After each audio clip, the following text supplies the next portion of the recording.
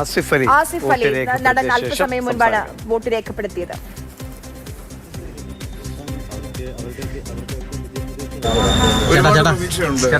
എന്നോടൊരു അഭിപ്രായം ചോദിക്കുകയും ഞാൻ എന്റെ സുഹൃത്തിന് വേണ്ടിയിട്ട് ഇലക്ഷൻ പ്രചരണത്തിന് പോകാനുള്ളൊരു മനസ്സ് കാണിക്കുകയും ചെയ്തിരുന്നു. പക്ഷെ അതിനുശേഷമാണ് ഞാൻ അറിഞ്ഞത് ഒരുപാട് എനിക്കറിയാവുന്നവരും പ്രിയപ്പെട്ടവരും ഇഷ്ടമല്ലാത്തവരും താല്പര്യമില്ലാത്തവരും ആയിട്ടുള്ള ഒരുപാട് പേരുണ്ട്. അപ്പോൾ ആരോടും ഒരു വ്യത്യാസം കാണിക്കാതിരിക്കാൻ വേണ്ടിയിട്ടാണ് പ്രചരണത്തിന് ഇറങ്ങാതിരുന്നത്. പക്ഷെ എന്നെ കൊണ്ട് പറ്റുന്ന സഹായങ്ങൾ എന്റെ സുഹൃത്തുക്കൾക്കും എല്ലാം ചെയ്തിട്ടുണ്ട്.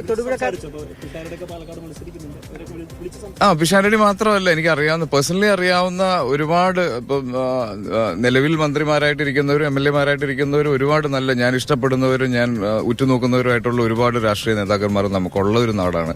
അപ്പൊ അവരൊക്കെ ആയിട്ട് സംസാരിക്കുന്നുണ്ട്. എന്നെ കൊണ്ട് ചെയ്യാൻ പറ്റുന്നതെല്ലാം ചെയ്യുന്നുണ്ട്.